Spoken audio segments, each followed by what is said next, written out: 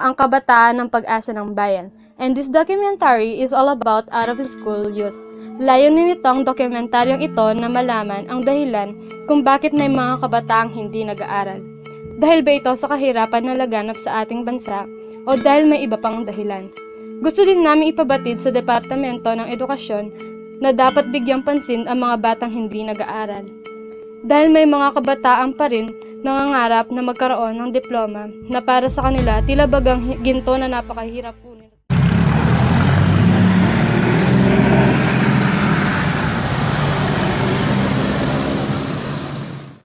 Pag-aaral. Or ano, 12. Ngayon, isang taon ka na hindi nag-aaral. Ikaw ko yung nasa gitna. Ka na ka? Hindi. Ikaw tapos Ilan ka? 14 ka huminto? Ilan ka na ngayon? Isang taon din. Ikaw ko yung huminto ka na sa pag-aaral. Isang taon ka din. Masaya naman kayo sa decision yan. Siyempre hindi na kayo nag-aaral. Masaya naman. Kahit hindi kayo nag-aaral. Ikaw kuya, hindi ba kayo nagsisisi na hindi na kayo nag-aaral? Nagsisisi din. Pero if pwede, babalik pa ba kayo sa pag-aaral? Ano yung course na kukunin nyo? No? Siyempre, di ba kayo meron ng senior high?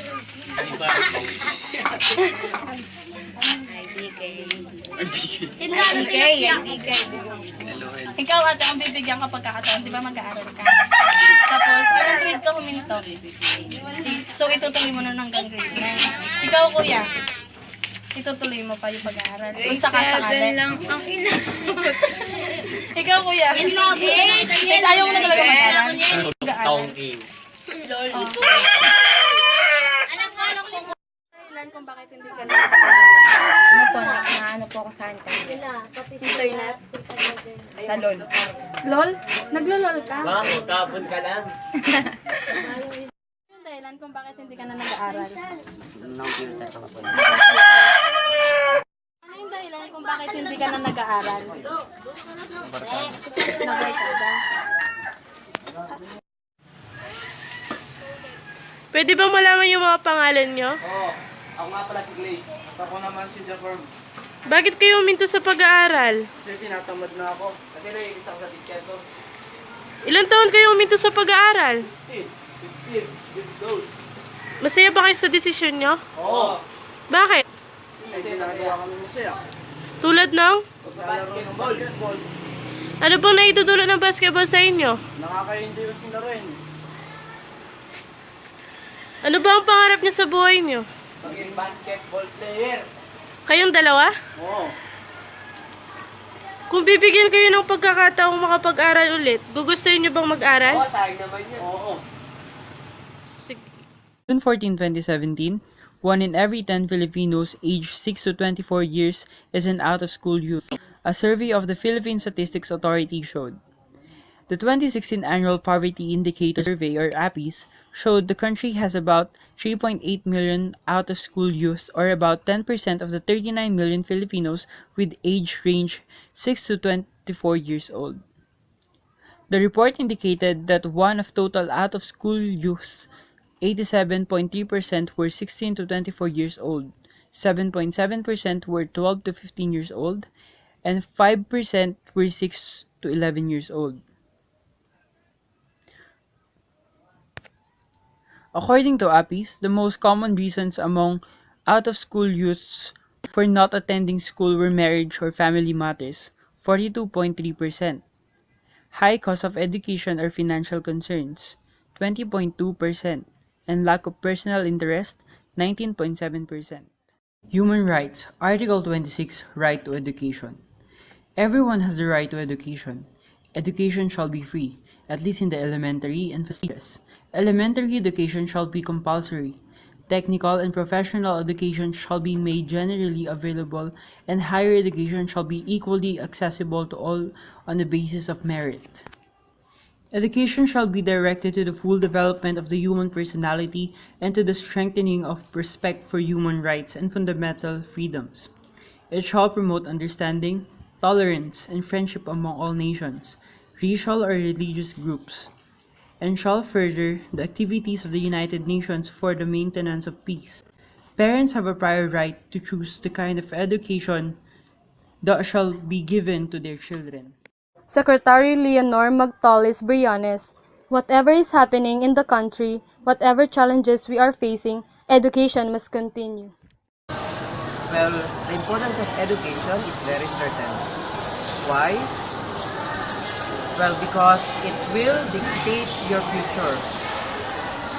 With your learnings, it will showcase your future.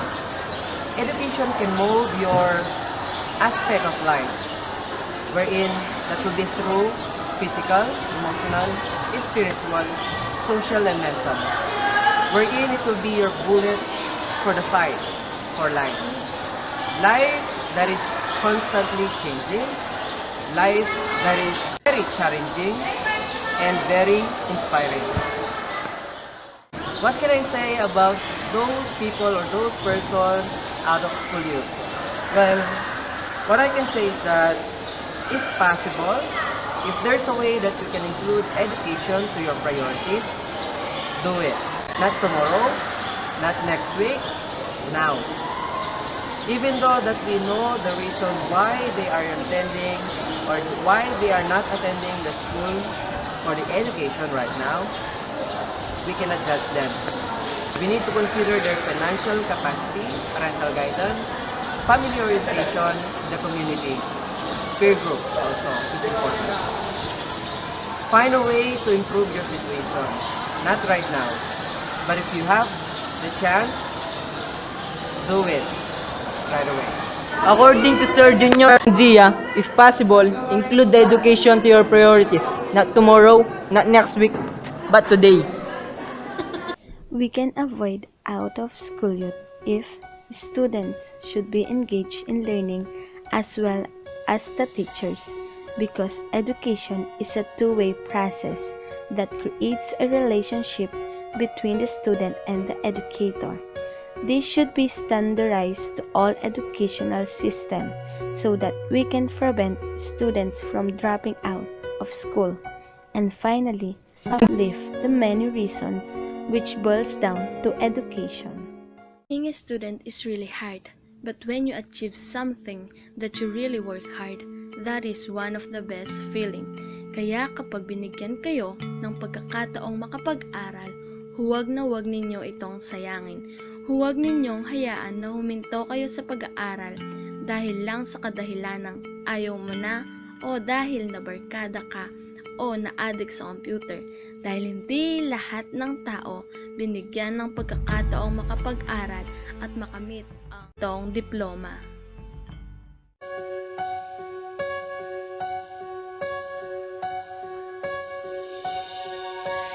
There was a time I packed my dreams away, living in a shell, hiding from myself. There was a time when I was so afraid, I thought I'd reach the end. Baby, that was then.